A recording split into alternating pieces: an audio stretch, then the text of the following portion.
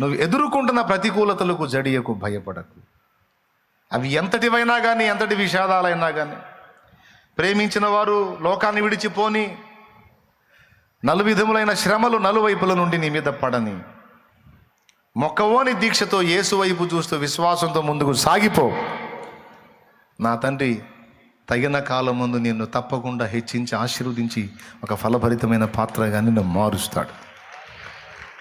ఆయన ఒక వెలుగు వెలిగించాలని ఆశపడతాడు, కానీ మనల్ని తరిగించాలని ఎప్పుడూ అనుకోడని నమ్ము. ఓకేనా? నా ఎన్ని రకాల శోధనల్లో ఉన్నా ధైర్యం తెచ్చుకో.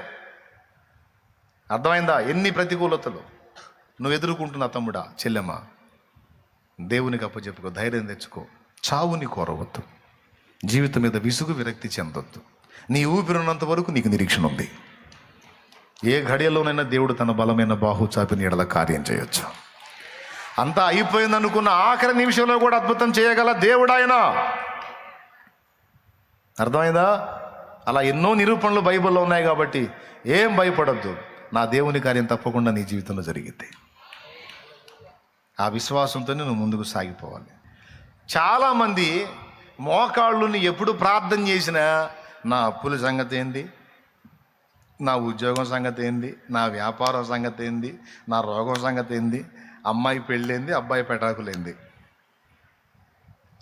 ఎప్పుడన్నా చూడు మోకాళ్ళు వేస్తే ఇదే హడావుడి, ఎప్పుడన్నా చూడు ఇదే ఏడుపు, అక్కడే దుఃఖం. అసలు నువ్వు మోకరించినప్పుడు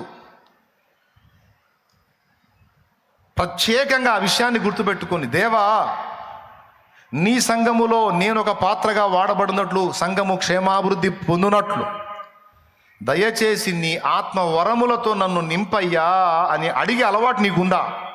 అచ్చంగా వాటి కోసం కనిపెట్టి ప్రార్థన చేసే అలవాటు నీకుందా? ఇక్కడ ఏమన్నాడో తెలుసా పౌలు మహనీయుడు? ఒక్కసారి కొరింథీయులకు రాసినటువంటి మొదటి పత్రిక 14వ అధ్యాయము మొదటి వచనం నుంచి ఒకసారి చదవండి, చూడండి ఏముంది అక్కడ. ప్రేమ కలిగినటకు ప్రయాసపడుడి, ఆత్మ సంబంధమైన వరములను ఆసక్తితో అపేక్షించండి అన్న ఒక్క మాట మళ్ళీ చదవండి. ఆత్మ సంబంధమైన వరములను ఆసక్తితో అపేక్షించుడి. అడగటం రెండు రకాలు ఉంది. ఆసక్తి లేకుండా అడగటం ఉంటుంది, ఆసక్తితో అడగటం ఉంటుంది. కొంతమంది అడుగుతారు, ఇట్లా చేయాలనుకుంటున్నాను, మరి ఏమన్నా ఇస్తావా? కుదిరిద్దా? ఇస్తావా? అయిద్దా? కుదిరిద్దా? మరి ఇస్తానంటే మరి నేను మరి చూడు ఏదన్నా అవకాశం ఉంటే. ఇది కూడా అడగటమే, కానీ ఇందులో నువ్వు ఇచ్చావు, లేకపోతే నీ తాత ఇంకొకడు అన్నట్టు ఉంటుంది. అలా ఉన్నప్పుడే ఇలాంటి డైలాగులు, ఇస్తావా, మరి ఏమన్నా చూస్తావా? అట్లా కాకుండా ఖచ్చితంగా వాని యొద్ద పొందాలి అనుకున్నప్పుడు, ఇంకా లేదు బ్రదర్, ఇక నువ్వు చేయకపోతే నాకు ఇంకా అవకాశం లేదు, ఇంకో ఛాన్సు లేదు, ఇంకో మార్గం లేదు, ఎట్లనన్నా కానీ నువ్వు ఎట్లనన్నా నా కోసం రిస్క్ చేసి, ఎట్లనన్నా కష్టపడి నువ్వు నా కోసం చేయాలా, ఇది కొంచెం అర్థం చేసుకొని కనపడ్డప్పుడల్లా అడుగుతా ఉంటాడు. ఇదే పని, ఈ మనిషి కనపడితే అదే పని, అడుగుడు. ఆసక్తితో అపేక్షించుట. ఆ మాట అండర్లైన్ చేసుకోండి మీ బైబుల్లో. ఆత్మ సంబంధమైన వరములను ఆసక్తితో అపేక్షించుడి అని సేవకులకు చెప్తున్నాడా, సంఘానికి చెప్తున్నాడా? అమ్మ చెప్పండి అమ్మ, మీకు వందనాలు. సేవకులకి, విశ్వాసులకి, సేవకురాళ్ళకి అందరికీ వర్తిస్తుంది అది. అప్పులు తీర్చమని అపేక్షిస్తావు, ఏదేదో జరిగించమని అపేక్షిస్తావు, అవన్నీ మంచిదే, అవసరమే నీ భౌతిక జీవితానికి. కానీ నీ ఆత్మ సంబంధమైన జీవితంలో ఇతరులకు కూడా నీవు మేలుకరంగా ఉండునట్లు, నీవు చేతులు ఉంచినప్పుడు అవతలి వారి రోగాలు తగ్గిపోవాలి అంటే స్వస్థత వరము నీకు కావాలి. అక్కాయి విను, అన్నయ్య విను, అర్థమైందా? శాలేమన్న చేతుల కోసం వెతకటము, శాలేమన్న చేతులు లేదా ఇంకొక దైవజనుడు చేతులు మన మీద ఉంచుకుంటే మనకు మేలు కలిగిద్ది అనేది అపేక్షించడం కాదు. చాలామంది కూటమి అయిపోగానే నా హస్తాల కోసం అపేక్షించి నిలబడతారు.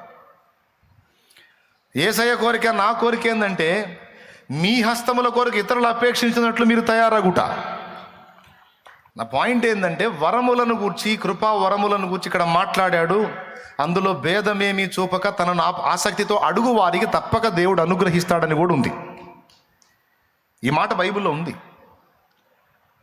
కాకపోతే సైతాను చేసే కుట్ర ఏంటంటే వాటి విషయంలో మనకు ఆసక్తి లేకుండా చేస్తాడు. అవి అసలు మనం పట్టించుకోకుండా వాటి విషయంలో మనం ఉదాసీనంగా ఉండేటట్టు చేస్తాడు వాడు. అది కుట్ర.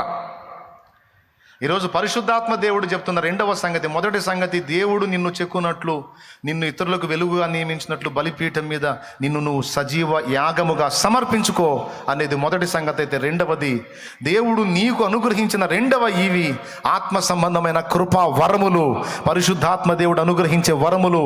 వాటిని ఆసక్తితో అపేక్షించు. స్తోత్రం.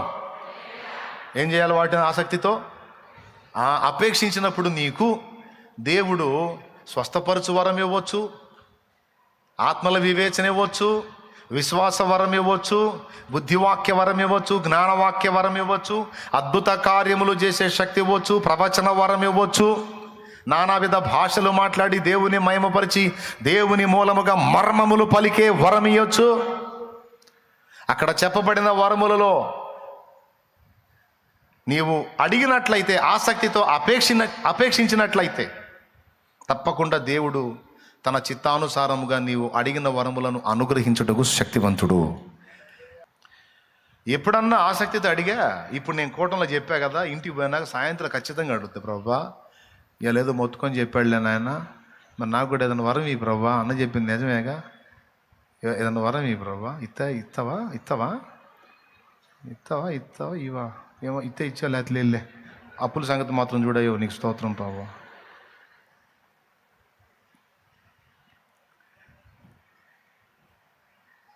ప్లీజ్ అడగండి, ఆసక్తితో అడగండి, అపేక్షతో అడగండి. దేవుని శక్తిని కోరండి, దేవుని బలాన్ని కోరండి, దేవుని అభిషేకాన్ని కోరండి. ఆమేన్. ఆ అభిషేకం నీ మీదకి వచ్చినప్పుడు అట్లా కూడా నువ్వు ఇతరులకు దీవెనగా మారిపోతావు. రోగులను నీవు తాకినప్పుడు స్వస్థత జరుగుతుంది. ఏ ఇంట్లోనైనా నువ్వు అడుగుపెట్టినప్పుడు అక్కడున్న శోధన తొలగిపోయి సమాధానం వస్తుంది. ఏ వ్యక్తి అయినా దయ్యము చేత పీడించబడితే విడుదల పొందుతారు. నువ్వు మాట్లాడినప్పుడు ప్రజలు ప్రభావితం అవుతారు. నువ్వు మాట్లాడినప్పుడు హృదయాలు పొడవబడితే అనేకులు రక్షణలో నీవు పరిగెత్తుతారు. అర్థమైందా? అవతలి వాళ్ళ మైండ్ సెట్లను కూడా వివేచించే శక్తి నీకు వచ్చింది. పరిశుద్ధాత్మ నీలో ఉండి ఆత్మ ఫలము ఫలించాలంటే నువ్వేం చేయాలి తెలుసా? నిద్రించాలి. అయిపోయింది, అంతే. నువ్వేం చేయాలి? నిద్రించాలి. నిద్రించుట అనగా చనిపోవుట.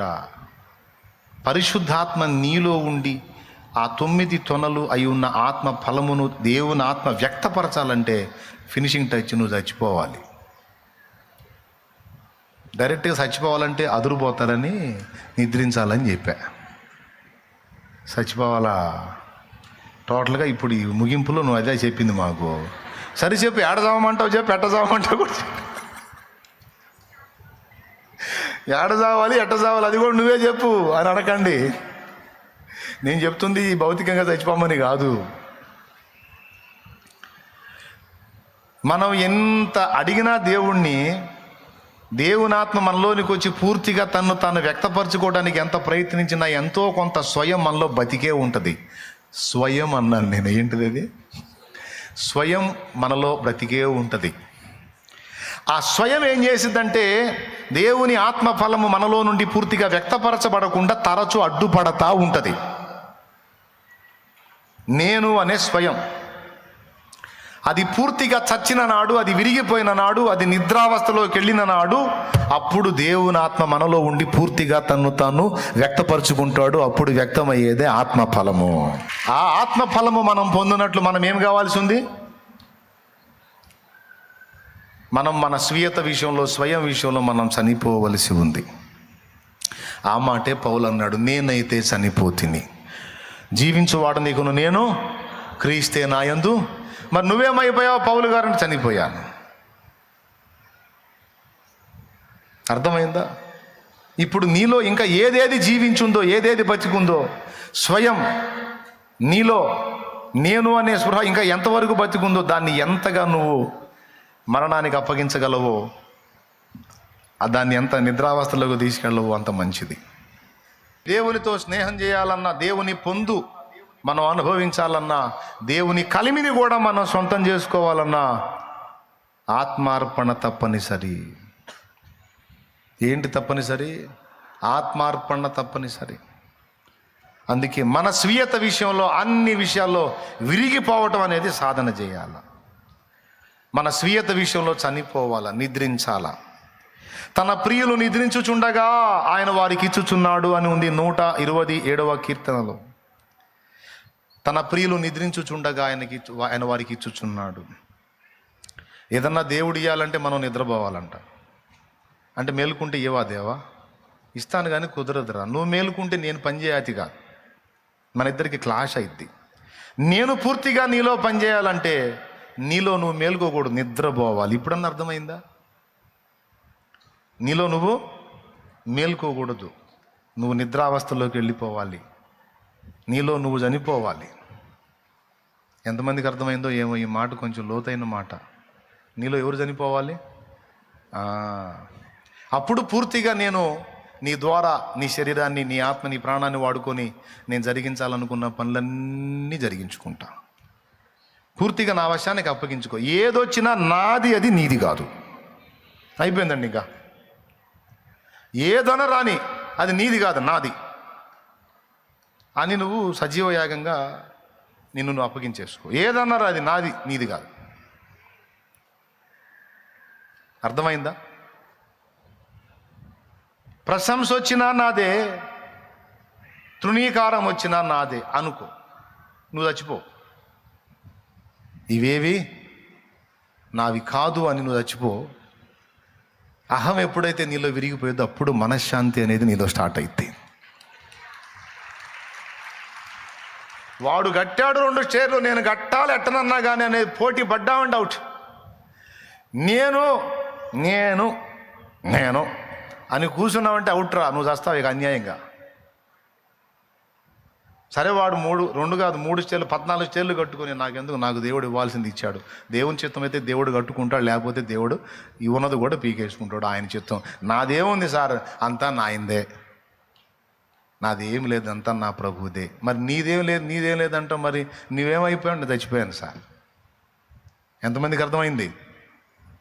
నేనైతే చనిపోతుంది, ఇక నాది ఏమీ లేదు. మరి ఉన్నదంతా ఎవరిది? ఆయనదే. క్రీస్తే నా యందు నివసించుచున్నాడు అన్నాడు కదా. కాబట్టి ఇప్పుడు ఫైనల్గా అర్థం చేసుకోండి, సమస్త విషయములలో మనం ఎంతగా చనిపోగలమో అంతగా దేవుడు మనలో తన ఫలింపుని వ్యక్తం చేయగలడు. గోధుమ గింజ భూమిలో పడి చావకుండా నెల ఒంటిగానే ఉండును కానీ అది చచ్చిన ఎడల బహుగా ఫలించును. మనం ఏం చేయాలి? భూమిలో పడి ఆ తర్వాత దేవుడు దానిలో నుండి నూతన జీవాన్ని, పరిశుద్ధాత్మ జీవాన్ని ఉత్పత్తి చేస్తాడు. భక్తులందరిలో అలాంటి జీవం ఉత్పత్తి అయింది కాబట్టే అనేక మంది వారి వలన బతికారు. యేసయ్యలో కూడా అలాంటి జీవం ఉత్పత్తి అయింది. యేసయ్య స్వయం విషయంలో ఎంతగా చనిపోయాడో మీకు తెలుసా? యేసయ్యకు ఒక సొంత శరీరం, ప్రాణం, ఆత్మ ఉందా లేదా? కానీ ఎప్పుడన్నా తన శరీరాన్ని గురించి, తన ప్రాణాన్ని గురించి, తన ఆత్మని గురించి ఆలోచించాడా? అది చచ్చిపోవటం అంటే. మళ్ళీ భూమి మీద ఉన్నాడు, తిరుగుతున్నాడు, అందరిలో ఉన్నాడు, అందరిలో ఒకటిగా ఉన్నాడు, కానీ పూర్తిగా తన స్వీయత విషయంలో చనిపోయాడు. గెత్సెమనే తోటలో ఒక్క చోట కనపడిద్ది, తండ్రి నీ చిత్తమైతే ఈ గిన్నెను నా యొద్ద నుండి తొలగించైనను నా చిత్తము కాదు. ఒక మాట అలా అవుట్ చేసి మళ్ళా బ్యాలెన్స్ చేశాడు. అంటే స్టార్టింగ్ నుంచి ముగింపు దాకా ఎక్కడో కూడా తన స్వయాన్ని మేల్కొననిలా దాన్ని ప్రారంభం నుంచి చివరి దాకా చంపేసుకుంటూనే వచ్చాడు. ఏమన్నా అర్థమైందా? మనం నిద్రించడం అంటే ఏంటో. యేసుప్రభుకు ఒక శరీరం ఉంది, యేసుప్రభుకు ఒక జీవితం ఉంది. ఆయన కూడా ఆదాము ఉన్నట్టే రక్తమాంసాల శరీరం ఉంది. ఆయన కూడా అన్ని రకాల శోధనలో గుండా ప్రయాణం చేశాడు. కానీ ఎన్నడూ ఎక్కడ కూడా ఆయన పాపము లేనివాడుగా ఉన్నాడు. ఎందుకు అలా ఉన్నాడంటే ఆయన స్వీయత విషయంలో పూర్తిగా విరిగిపోయి పరిశుద్ధాత్మకు నివాసంగా మారిపోయాడు.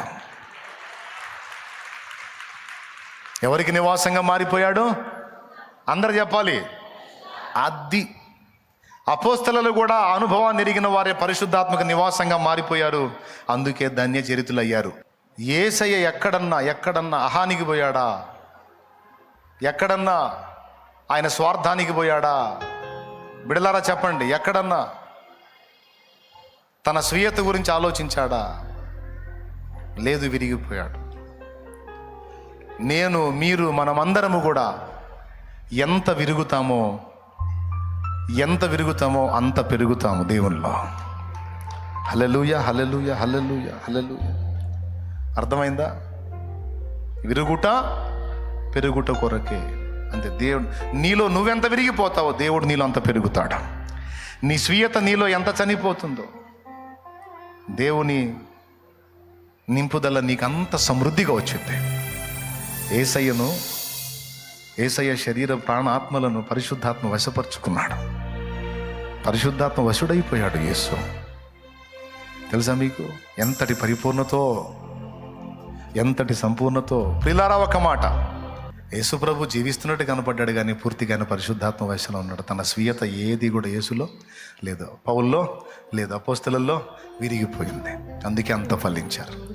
మనకు ముందు వాడబడిన భక్తులు కూడా అలా విరిగిపోయారు. ఘనత, అఘనతని, సుకీర్తి, దుష్కీర్తి అన్నిటినీ వాళ్ళు ఫేస్ చేశారు. చరిత్ర పుటల్లో నిలిచిపోయారు. ధన్య చరిత్రలు అయ్యారు. జీవితాలకు మేలుకరంగా మారిపోయారు. కాబట్టి మనందరినీ నా తండ్రి అలా చేయునుగాక. హల్లెలూయా.